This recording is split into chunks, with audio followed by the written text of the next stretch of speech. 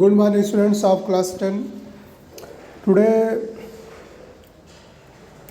I will start chapter first. Chapter first is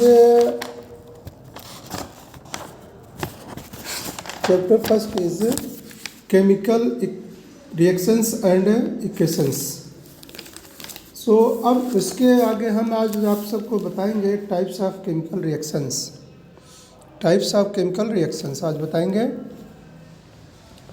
first number है आपका combination reaction, second number है decomposition reaction, third number है displacement reaction, fourth number है double displacement reaction, fifth number है precipitation reaction, six number neutralization reaction, seven number है reduction oxidation या redox reaction.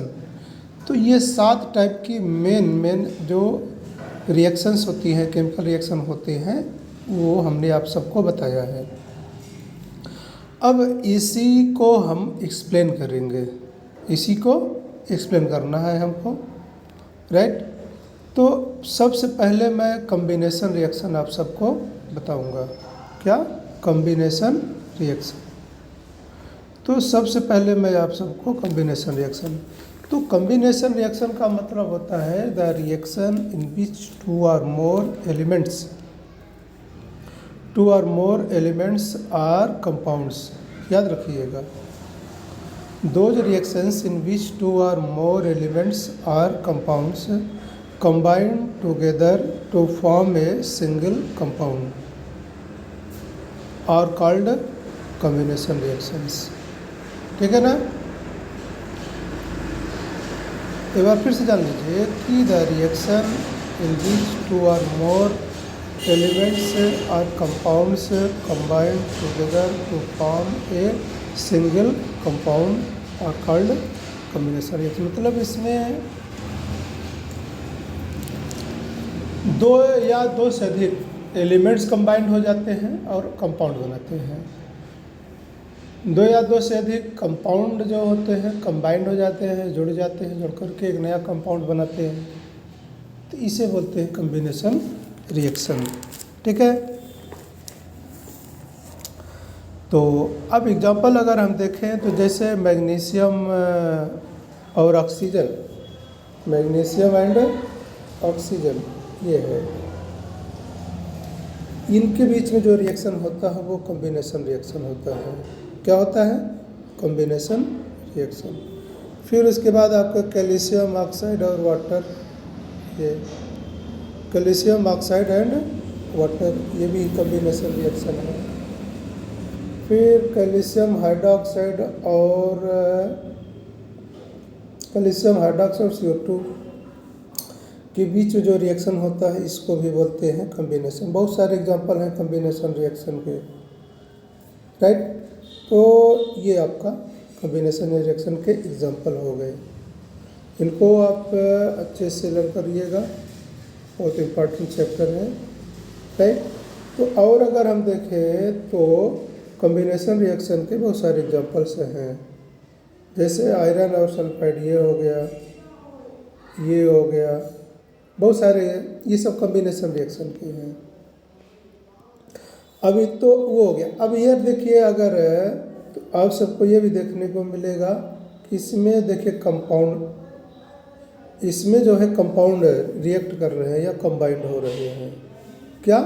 Compound, ammonia और HCl मिलकर के ammonium chloride बना रहे हैं। ठीक है? और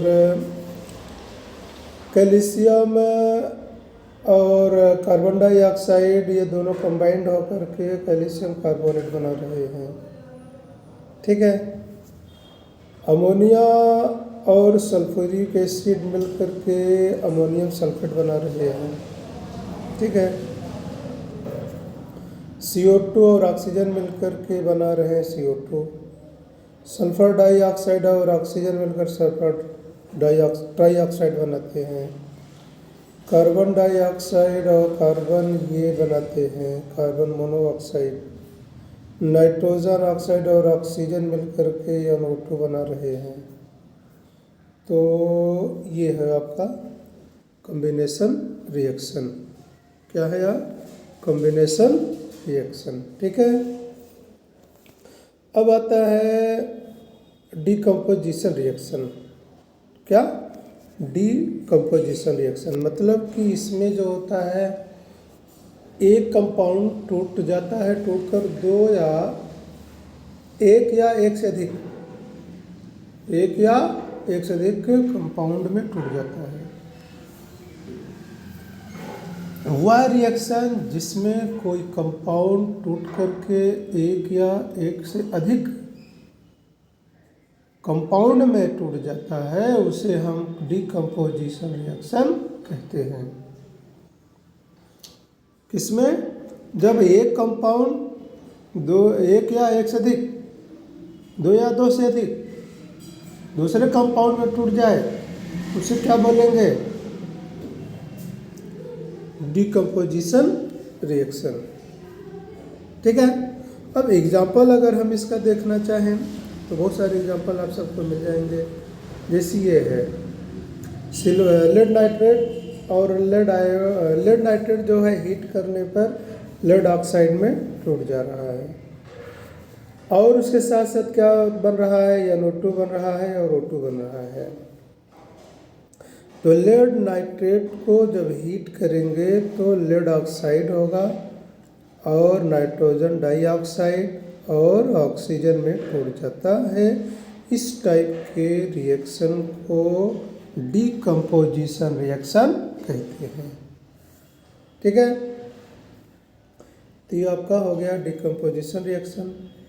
और भी एग्जाम्पल्स है आप सबके लिए डीकम्पोजिशन रिएक्शन। जैसे ये देखिए, ये लेड सल्फेट 7H2O अगर इसको हीट किया जाता है तो एनहाइड्रस फेरस सल्फेट बनता है और 7H2O बनता है। राइट। ये भी डीकम्पोजिशन रिएक्शन का एग्जाम्पल है। फिर उसके आगे अगर हम और आगे बढ़ते हैं तो ये है फेरस सल्फेट है,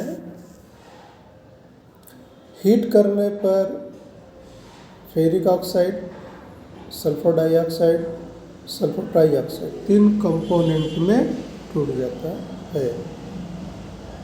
ये हो गया आपका। और एग्जाम्पल हम देखें तो इसको भी देख लीजिए। Copper sulphate 5H2O blue colour का होगा। जब इसको हीट किया जाएगा तो कॉपर सल्फेट मोनोहाइड्रेट में टूट जाएगा।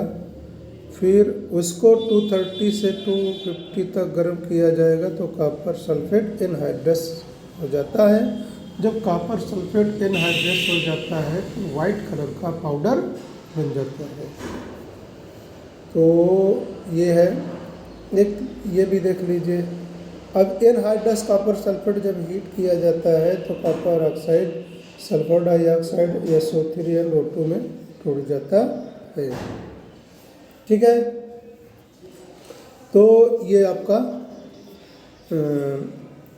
इक्वेशन हुआ और रिएक्शन हुआ, एग्जाम्पल हुआ। तो आप सब इसको आप लर्न कर लीजिएगा और कृपा हो। Thank you very much. May God bless you.